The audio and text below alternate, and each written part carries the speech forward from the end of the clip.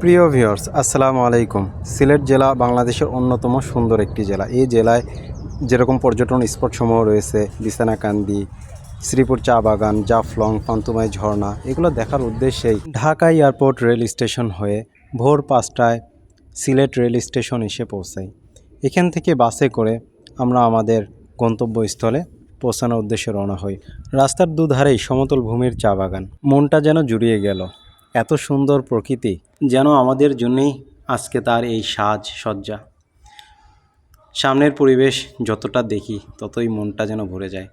আমরা চলে আসি শ্রীপুর চা বাগানে। শ্রীপুর চা বাগান বলতেই বাগানটি দেখতেই যেন মনটা ভরে গেল। সামনের পাহাড়, দূরের পাহাড়, দেখতে অনেকটা মনে হয় কাছের পাহাড়, কিন্তু যতটা যাবেন ততই দূরে মনে হবে।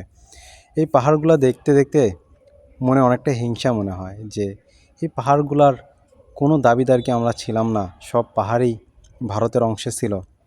দেশ ভাগের সময় যারা এই ভাগটা করেছে তারা কি বুঝে ভাগ করেছে তারাই ভালো জানে। আমরা এখন চলতে লাগলাম জাফলংয়ের উদ্দেশ্যে। জাফলং যাব, পিয়ার নদী দেখব, এই উদ্দেশ্যে আর কি রওনা হলাম। যাওয়ার পথেই আমরা প্রথমেই উঠি হচ্ছে নৌকার ভ্রমণ করতে। 120 টাকার মাধ্যমে জনপ্রতি নৌকার ভ্রমণ করি। আমরা ওই যে পিছনে যে জাফলংয়ের মূল সৌন্দর্য যেটা, ওইখানে আমরা যাব, কিন্তু তার আগে আমরা একটু নৌকা ভ্রমণ করে নেই।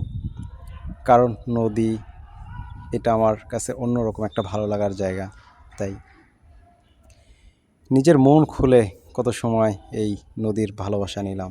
এত সুন্দর একটা নদী, এখানে গোসল করব না তা কি করে হয়? তাই আমার সহযাত্রী ভাইকে আমি বলি, ভাই আমরা একটু গোসল করি না হয়।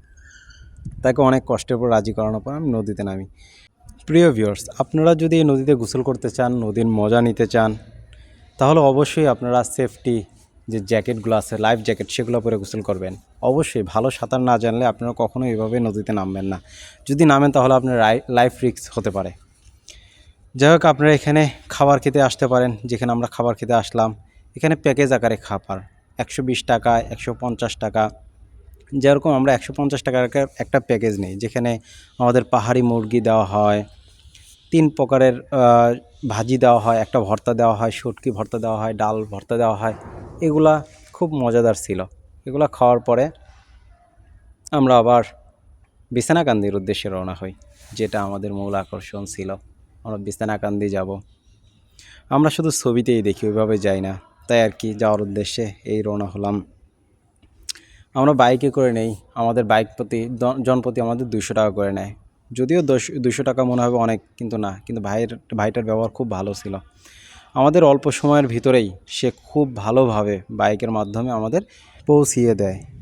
বিছানাকান্দি আসার পরে আমার মনে হলো যে আজকের আমাদের যে কষ্ট, এগুলো সম্পূর্ণই সার্থক। এত সুন্দর জলরাশি, এত সুন্দর পাহাড় থেকে ঢেলে আসা জলরাশি আপনাকে অনেক মুগ্ধ করবে। আপনারা চাইলে আপনাদের পরিবার পরিজন নিয়ে নিশ্চিন্তে এখানে আসতে পারেন।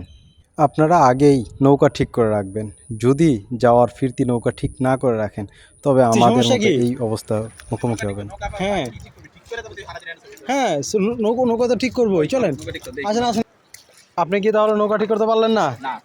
আপনি কি জানেন এখানে যা নৌকা আসে সবগুলো হচ্ছে রিজার্ভ আসে।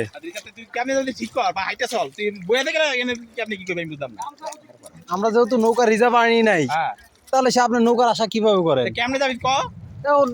নৌকা ছাড়া হচ্ছে অন্য উপায়ে যেতে হবে। চল অন্য চল। তাহলে চলেন। আপনার আজকে ভ্রমণ কেমন হইলো? ভালো না। কেন? হোয়াটস হ্যাপেন? হুজুরকে ধরলাম, কইলাম ভাই আমি তো এটা আমার সারের নৌকা। অবশেষে আমরা একটা শেয়ারে একটা নৌকা ভাড়া পাই, দুইজনেই। তারাও ঢাকার যাত্রী। যাই হোক, তারা খুব ভালো মানুষ ছিল বিধায় আমাদের দুইজনকেই নিয়ে নেয়। যাওয়ার পথে এত সুন্দর দৃশ্য দেখতে পেলাম, মন নাহি যেতে চায়, তবুও যেতে হয়।